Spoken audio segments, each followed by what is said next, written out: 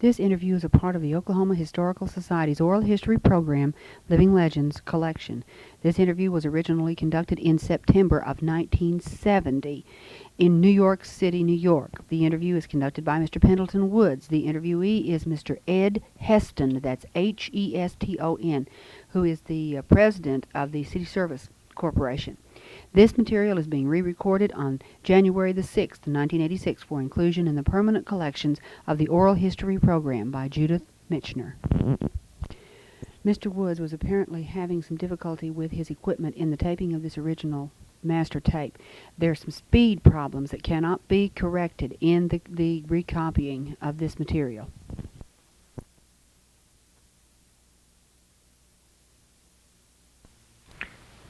This is,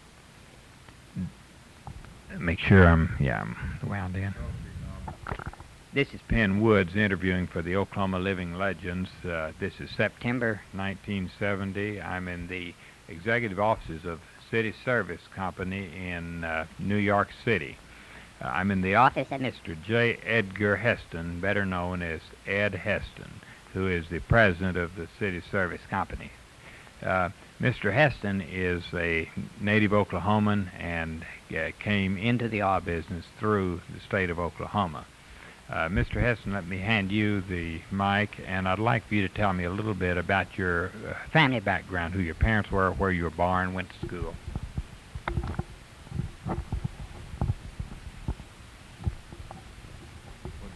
You don't do anything. And what do they usually call you?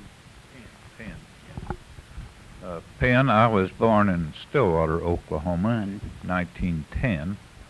My parents having come to Oklahoma from Kentucky. They were involved in the run back in 1889, but fortunately I came along enough later than that I didn't get deeply involved in it. I later moved to Fayetteville, Arkansas when I was about 8 years old, and then back to Westville, Oklahoma in 1923, and went to high school there. From there I went to the University of Oklahoma. What year did you get to university? I attended the University of Oklahoma from 1927 to 1931. Could you comment on the university as it was at that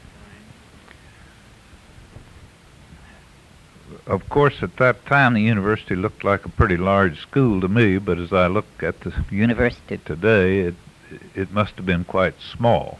But for a youngster from Westville, Oklahoma, and from a little farm south of Westville, Oklahoma, it looked pretty big. And, of course, I was interested in studying geology, and it was known to have one of the best geology schools in the country at that time.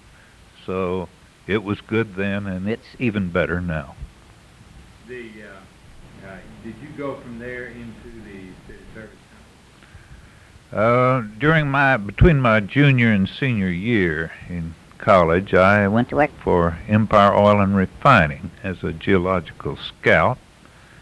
And then in my senior year, I did some lab work for the company. But about the time I was getting out of school was about the time the Depression was getting started. And the City Service Company, who was a parent company of Empire Oil and Refining,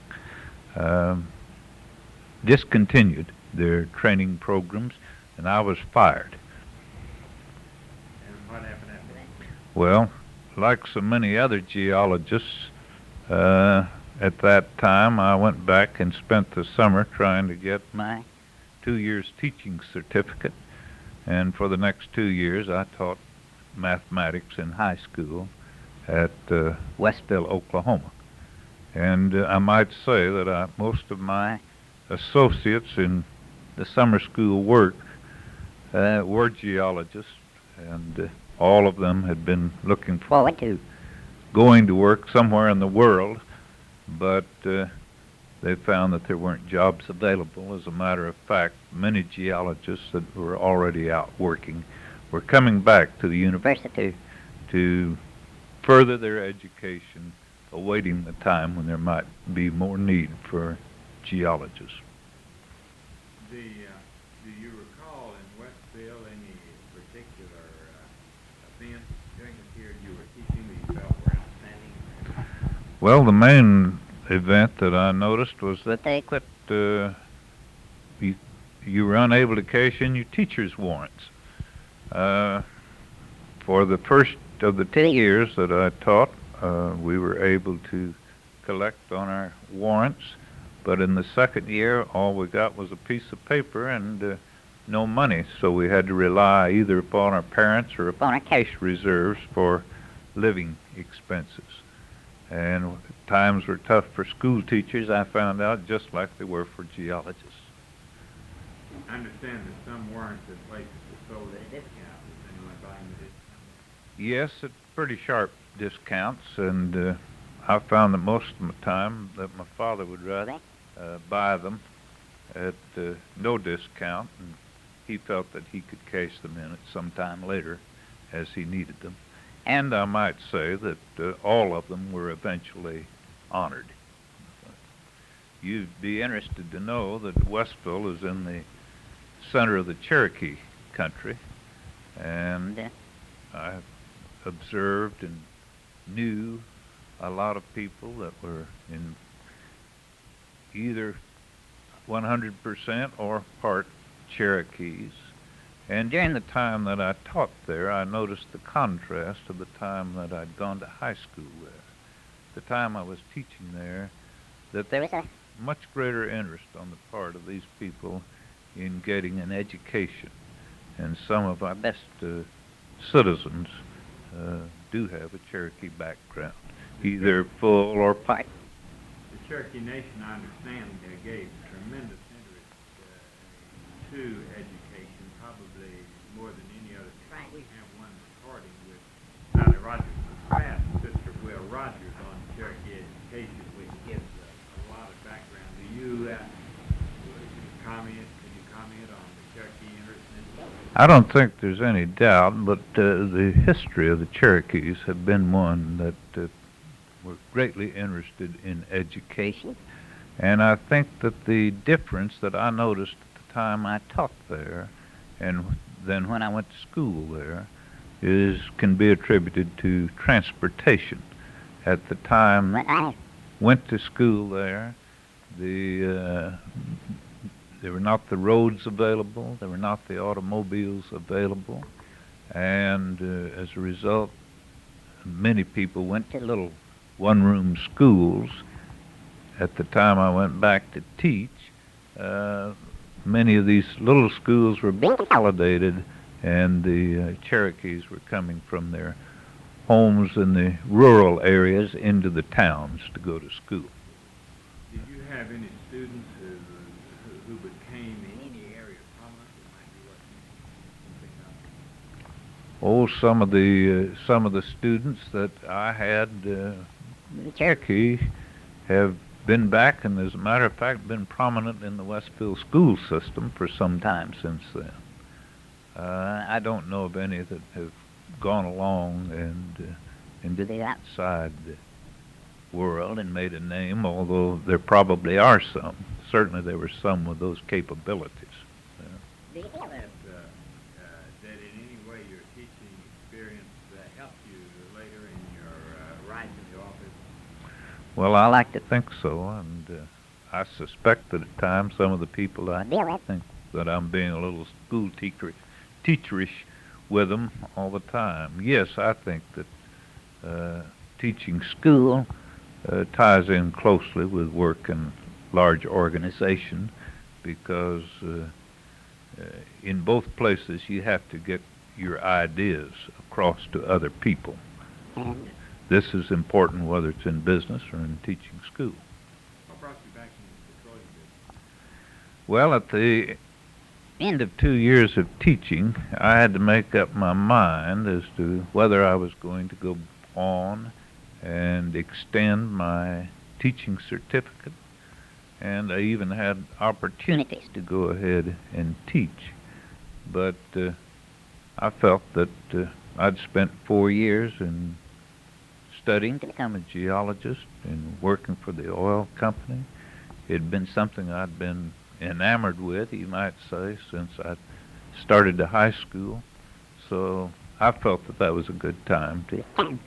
And as a matter of fact, I quit teaching and gave up an opportunity to continue teaching without having a job back in the oil business. But I went to Bartlesville, Oklahoma, and told them I was there to go to work, and I intended to stay until they put me to work. And some of my old friends decided it was easier to put me to work than it was to board me free. So you started in, what was your first job with the Army? My first job after going back to work for them, well, this was in the so-called Blue Eagle or NRA days. It was at a time when the working hours in the oil fields was being greatly reduced. I believe the people were working 4 days one week and 5 days the next. Our company was concerned with whether people would make the best use of their spare time. As a result, the city service was setting up training programs which was available to those men in the field that wanted it. And so I started out as a roustabout and as in charge of the training programs for the state of Oklahoma. As a result, I went to company operations in Shidler, Seminole, Okmulgee, Barnsdall, and of course had headquarters back in Bartlesville. Tell us about the program that you brought about during this period. Well, during this time, we worked up several kinds of programs, some that were purely reading courses, which enabled people that hadn't gotten along very far in school or had been away from it quite a while to develop their reading capabilities. Another one, which was of great interest to most of them and was, of course, right along my line because I'd been teaching math, was to give them arithmetic courses that they could improve their arithmetic, and primarily to try to tie arithmetic into, and mathematics, into the things they were doing every day in the field. How to measure a tank, how to sight in and lay out straight lines, and that type of thing. Now, what did you move into from there? Can you, before we go to that, in this area, during this period, can you think, in moving from these fields, of any experiences that you feel were particularly outstanding that you either had or that you observed take place in these places? I don't think of any particularly outstanding here. Of course, I was still in school at the time of the fire at the Mary Sudic in Oklahoma City, and saw it first from the campus, and of course, like so many others, I made a trip up there to view it at closer range. How would you describe the fire? Well, it was a vast blaze, and thank goodness it didn't happen today. The main thing that people thought about at that time was getting the fire put out as soon as possible and getting back to normal operations. And all the people's time was spent to that end. They weren't busy answering questions as why they didn't do it in a different way. And in other words, I think maybe people are too concerned with the environmental controls today that they may even hamper the actual work. As a matter of fact, you can go back to where this vast fire was today and find no remnant of it there. Can you think of any other outstanding event? Were you at Seminole during the period of the boom there? I know you. I worked there in the summer of 1930, and then the next time I was back was in the winter of 1933.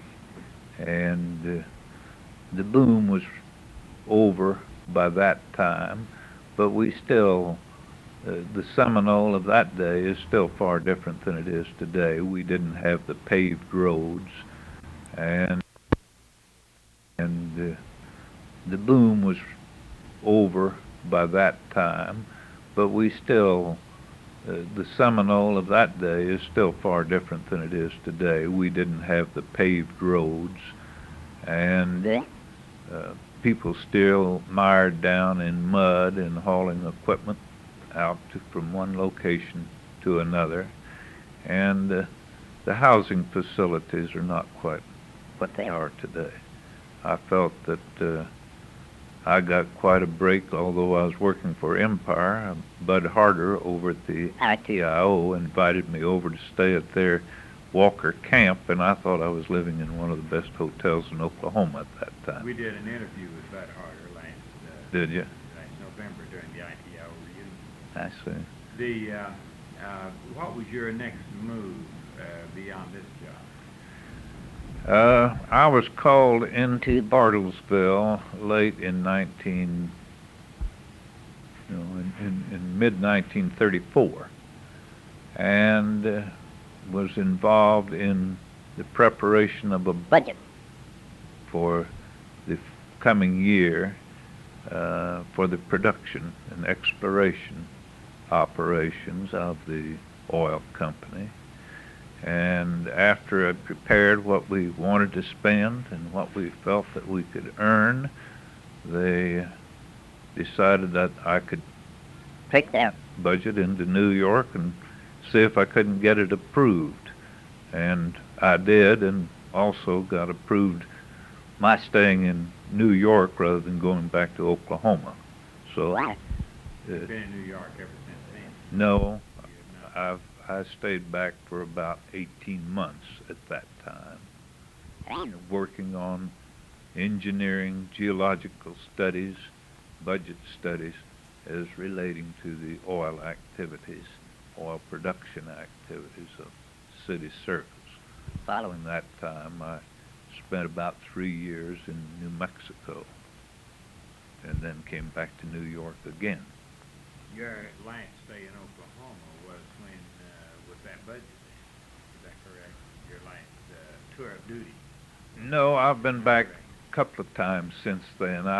This is my 5th time in New York, and I went to New Mexico and was stationed at Hobbs, New Mexico, and then came back here again in 1938, and then during the war, from 1941 to 1946, I was assistant director of production for the Petroleum Administration for War in Washington, returning again to New York. Then in 1953, I went to Bartlesville as vice president for exploration and production. What do you feel were the outstanding experiences during the war as assistant director in the Petroleum Division? Was this Department of Interior? Yes, it was the Department of Interior where we worked.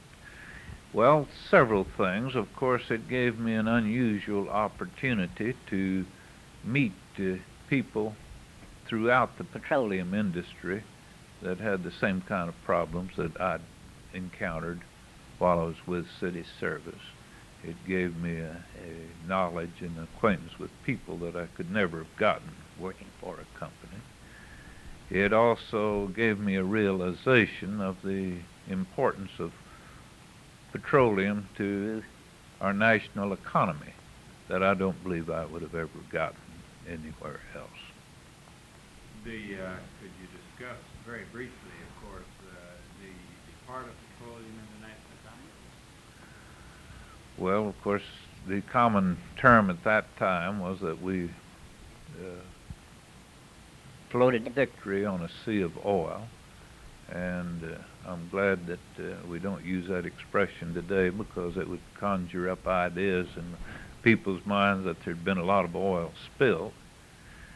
But actually, the movement of men and materials to the Europe was all in ships, and it was done primarily fueled almost completely with oil. And of course, once they were there, the men stationed in England and North Africa moved out first with their planes, and this was all fueled with high-octane gasoline. So almost every strategic move that they made was dependent upon oil. As a matter of interest, I'm reading a book now by Mr. Spear, who has written a book called, I believe, Inside the Third Reich, and he comments that Germany lost the war simply because their capabilities to produce fuel were destroyed by the bombing of our allies. I think the fact that they lost the war and attributed it to this reason, and the things that we see as to how we move materials and men in with equipment powered, with particularly how the bombing raids were made possible through the use of high octane gasoline. And keep in mind, very little of this was produced before the war. Most of this production developed during the war, and I'm referring specifically to the high octane gasoline. What was the most unusual that you had during your government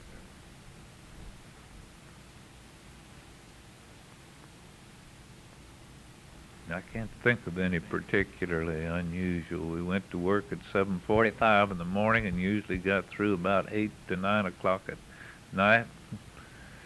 Taking your second tour, you're as vice president in Bartlesville.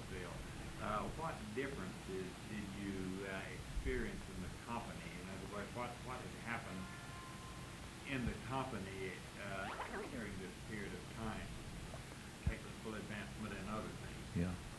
Well, of course, from the standpoint of our company, the two separate subsidiaries, Empire Oil and Refining, and Indian Territory Illuminating Oil Company, had been combined into one subsidiary of City Service Company, City Service Oil Company.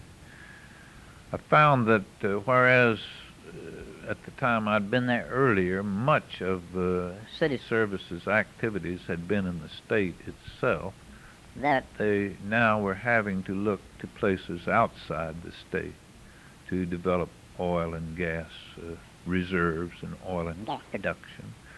But we still found that the state of Oklahoma is a central and a focal point. It's a good place from which to operate.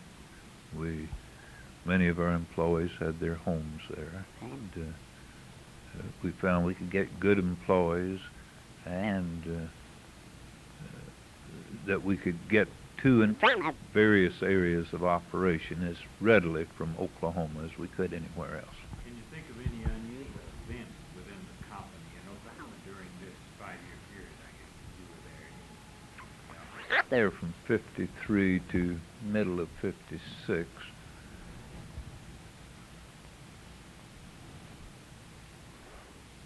No, I don't.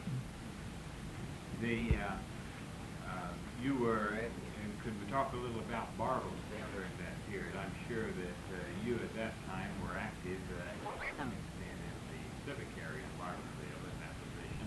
Could you talk a little about things that happened in Bartlesville? Well, of course, the thing that made Bartlesville so attractive to our employees was the fact that it was considered to be a great town to raise their youngsters in. And that was a pretty good reputation for the town to have, and almost everything we did was pointed to that end. I served with the Chamber of Commerce there, and all of our activities were related to trying to make it a better residential town.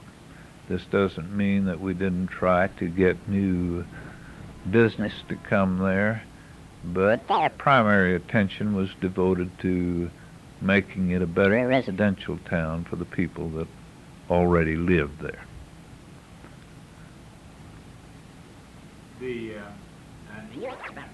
I went from there to Shreveport, Louisiana. Are you ready? I went from there to Shreveport, Louisiana, where I was elected president of Arkansas Fuel Oil Corporation, which was a company in which City Service owned a 51% interest, and lived there until January 1960. At that time, the Arkansas Fuel Oil Company had been required to be liquidated by the Securities Exchange Commission. They required that City Service either acquire the minority interest in the company or dispose of their majority interest. After long protracted hearings in which I participated, City Service did acquire the minority interest, and then City Service embarked upon a program of bringing all their oil activities into one company. Prior to that, about at least a half a dozen different subsidiaries engaged in oil activities for City Service. You came from there. Did you come? I came back to Bartlesville for about a year from Shreveport, and served as president of City Service Oil Company, and Mr. Kidd was serving as chairman of the board. Then I was called, after about a year in Bartlesville, I was called into New York and given the assignment of bringing together in one group all of the petroleum activities of City Service Company. And I continued to do that as president of City Service Oil Company, and we eventually brought them together under the one head of City Service Oil Company, at which time Mr. Kidd was still chairman of the board and I was president. Let's switch over to the other side. This is the end of this interview. There is no indication in any of the records that this material is continued on any other Living Legends reel-to-reel master tape. There is no sign-off on this side, and we cannot find any further material that can be attributed to this interview.